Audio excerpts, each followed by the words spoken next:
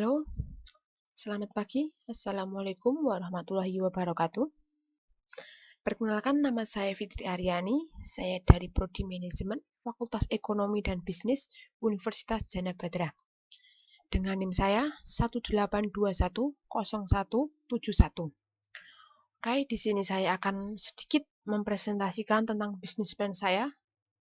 Di sini bisnis plan saya untuk melengkapi tugas manajemen usaha kecil dan menengah yang diampu oleh Bapak dosen Bapak Yanuar Saksono. Oke, di sini ada sedikit tentang Fakultas Ekonomi dan Bisnis, mempunyai 3 jurusan. Yang pertama ada manajemen, yang kedua ada akuntansi, ketiga ada ekonomi bisnis. Selanjutnya, bisnis plan saya mengambil tema sambal pecel dan bisnis saya mempunyai nama sambal pecel khas Blitar.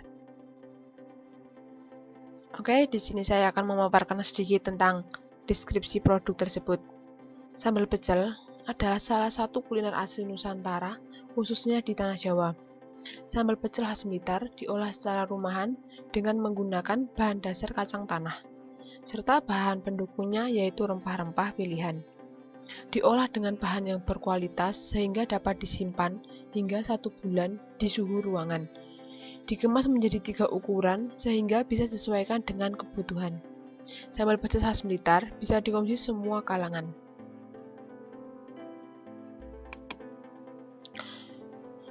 Di sini saya akan memaparkan tentang visi dan misi dari produk olahan saya. Yang pertama, visi menjadikan sambal pecel sebagai makanan favorit yang pantas dinikmati oleh semua masyarakat.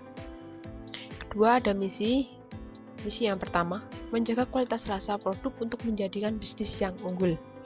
Kedua, menjadikan konsumen loyal terhadap bisnis kami. Yang ketiga, menciptakan lapangan kerja baru dan menjalin kerjasama usaha dengan berbagai pihak dalam rangka memperluas jaringan pemasaran.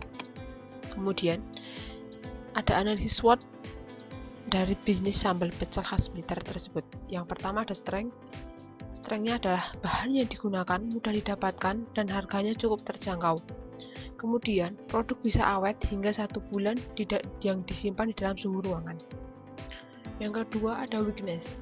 Saat produksi membutuhkan peralatan yang khusus, yaitu penggilingan kacang. Kemudian ada opportunity dalam cita rasa, sambal pecel mampu bersaing dengan produk lainnya.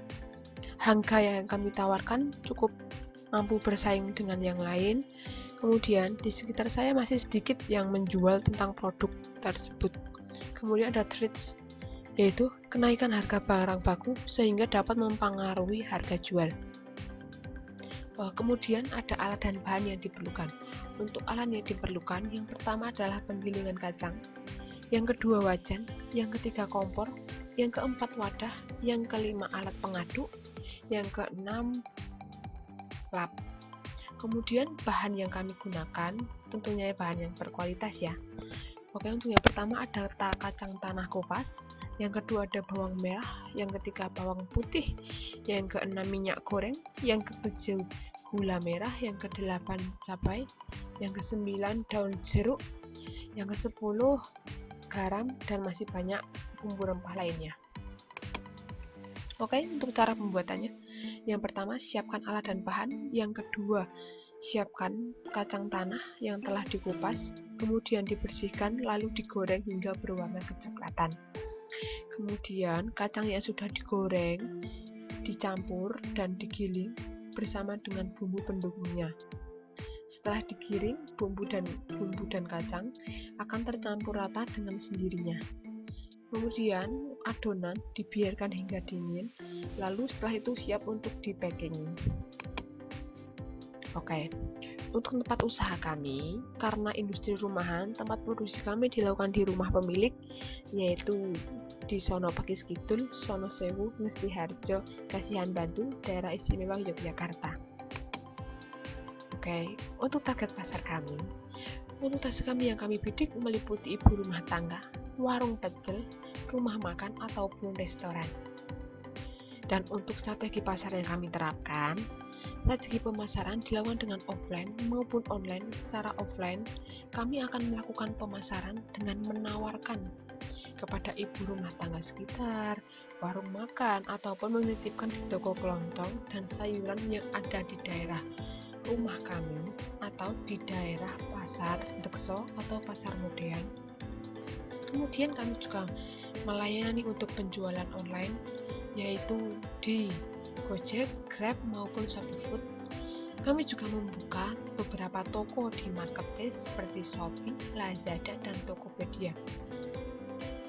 Untuk promosi yang dilakukan di akun sosial media, kami akan melakukan promosi di Instagram, Facebook, maupun Twitter.